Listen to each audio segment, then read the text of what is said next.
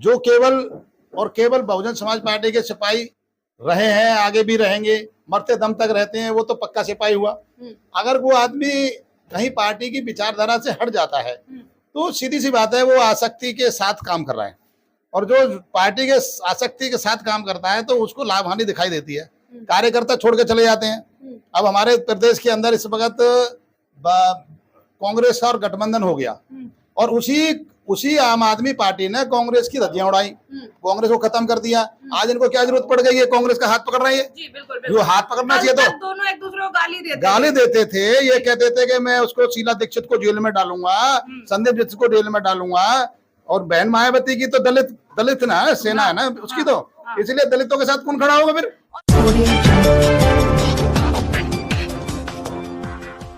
आपके यहाँ doctor Ashok Kumar Baspa party से आए हैं इस बार उम्मीदवार बनके, तो क्या लग रहा है टक्कर होगी? बिल्कुल टक्कर होगी, बिल्कुल हम उनके साथ हैं पूरी तरह से। मेरा नाम महावीर सिंह है, मैं हरजन बस्ती सादतपुर रहता हूँ, और बहुजन समाज पार्टी का मैं इस विधानसभा से मैं प्रभारी था, अब नहीं हूँ, अब मेरी जगह पर प्रेमी जी आ गए।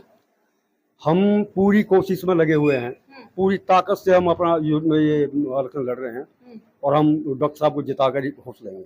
अच्छा, तो डॉक्टर साहब को जिताएंगे आप, समाज जो है एकजुट होगा डॉक्टर साहब के लिए, और समाज का वोट जाएगा डॉक्टर साहब को? बिल्कुल जाएगा जी, बिल्कुल जाएगा।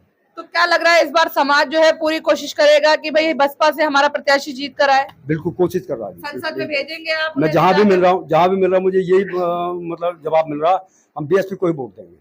अच्छा जी, 7 प्रत्याशी हैं दिल्ली में इस बार, तो क्या लग रहा है कि बहन मायावती जो है इस बार 7 सीट के जीत कर लाएंगी? ये तो हम नहीं कह सकते क्या होगा, लेकिन ये तो समय बताएगा।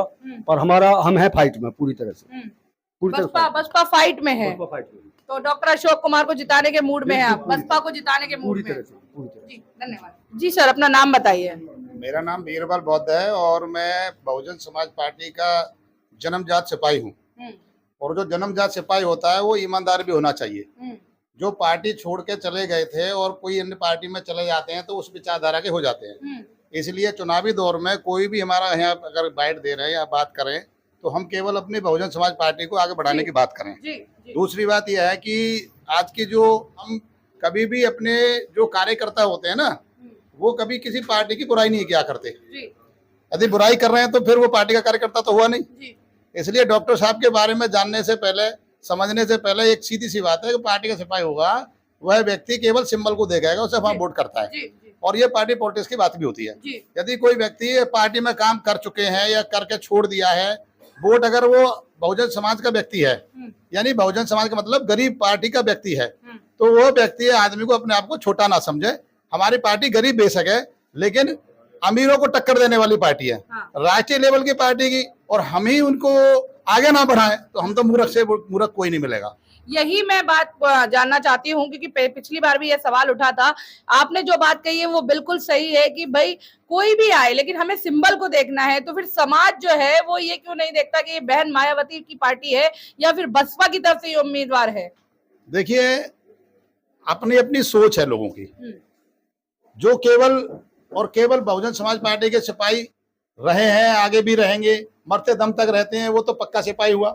अगर वो आदमी कहीं पार्टी की विचारधारा से हट जाता है तो सीधी सी बात है वो आसक्ति के साथ काम कर रहा है, और जो पार्टी के आसक्ति के साथ काम करता है तो उसको लाभ हानि दिखाई देती है, कार्यकर्ता छोड़ के चले जाते हैं। अब हमारे प्रदेश के अंदर इस वक्त कांग्रेस और गठबंधन हो गया, और उसी आम आदमी पार्टी ने कांग्रेस की धज्जियां उड़ाई, कांग्रेस को खत्म कर दिया।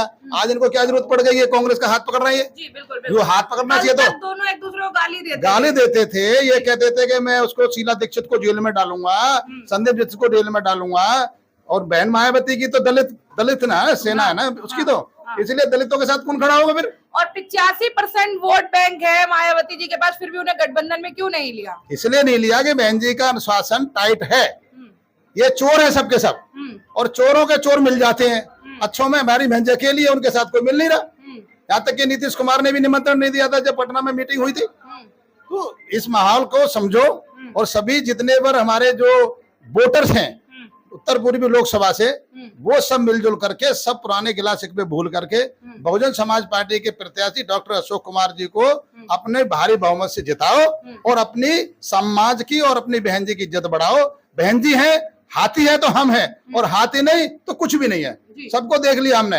अभी 14 अप्रैल के लिए पिछले पॉम्पलेट निकलते थे कि भाई इतना अनुदान जयंती में मिलेगा, और जैसे ही हमारे दिखाई दिया गए तो बिखर गए। तो उन्होंने एक चपन्नी भी जयंती को नहीं देते वो, क्योंकि उनका काम निकल गया। ये तो काम निकालो और धक्का मारो।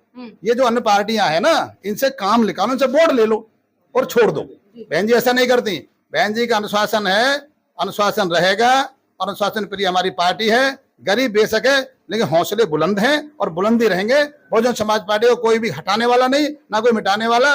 राष्ट्रीय लेवल की पार्टी है, रहेगी, आगे भी कोई हटाने वाला नहीं है। बताइए, डॉक्टर अशोक कुमार को जानते हैं आप? अपना परिचय दीजिए पहले आप। मैं विनोद कुमार राणा, यहाँ मुस्तफाबाद विधानसभा से विधानसभा अध्यक्ष काफी समय से। जी बोलिए। हाँ, आपके जो प्रत्याशी हैं वो यहाँ से डॉक्टर अशोक कुमार हैं, मुस्तफाबाद विधानसभा से। जी। तो क्या लग रहा है, इस बार टक्कर देंगे वो अन्य पार्टियों को? मैडम, टक्कर की बात बताऊं कि आपको 2 शब्दों में इसका उदाहरण मिल जाएगा। जो आज 400 पार का दावा ठोक रहे हैं ना, उन लोगों को एक बार अगर ईवीएम हटा करके बैलेट पेपर से चुनाव के लिए बोल देना तो बुखार चढ़ जाएगा। 400 तो 400, वो 150 पार करना भूल जाएंगे। दूसरी बात, यहाँ पे जो माननीय सांसद हैं मनोज तिवारी जी को 10 साल हो गए यहाँ पे, और 10 सालों में हमारे यहाँ किसी भी पूरी लोकसभा के अंदर पूछ लो कि किसी ने मनोज तिवारी के दर्शन किए हों। ये सरकार आई थी, 15 लाख हर खाते में, 2 करोड़ रोजगार, हर घर में 2 नौकरियां होंगी, 2 करोड़ रोजगार हर साल देंगे। आज की डेट में मैं आपको बता दूं, यहाँ का युवा इस समय इतना परेशान होगा, यहाँ का क्या पूरे देश का युवा इस समय इतना परेशान है, किसी के पास काम धंधा नहीं है, हर आदमी काम की तलाश में है।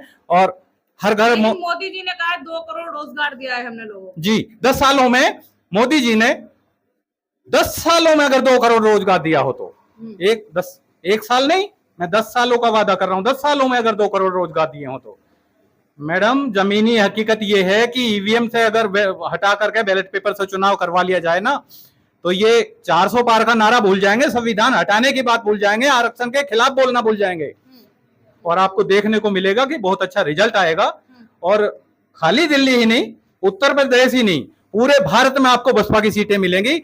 बहन जी अगर पीएम की बात कर रहे हैं, किंग मेकर जरूर बनेंगी। जी, तो क्या लग रहा है इस बार जो है सत्ता पलटेगी, बसपा जो है शासन में आएगी?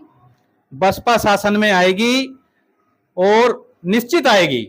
जितने भी कैंडिडेट हैं मजबूती के साथ चुनाव लड़ रहे हैं। बहन जी चाहती तो इंडिया गठबंधन में भी जा सकती थी, बहन जी चाहती तो बीजेपी के साथ भी जा सकती थी। तीसरा मोर्चा खड़ा किया है बहन जी ने, तो इसीलिए खड़ा किया है कि हम अपने अस्तित्व, अपने विचारों के साथ किसी के साथ समझौता नहीं कर सकते। जी, डॉक्टर अशोक कुमार लग रहा है कि इस बार उत्तर पूर्वी दिल्ली से जीतेंगे? ये तो मैं अभी कॉन्फिडेंस नहीं हूं इस बारे में कि अशोक कुमार जी जीतेंगे, कन्हैया कुमार जी जीतेंगे या मनोज तिवारी जीतेगा, इस बात में नहीं कह सकता हूं। लेकिन हर सीट पे हम मजबूती के साथ तैयारी कर रहे हैं और हर सीट पे हम जीतने का दावा कर रहे हैं कि हर सीट को हम निकाल के देंगे।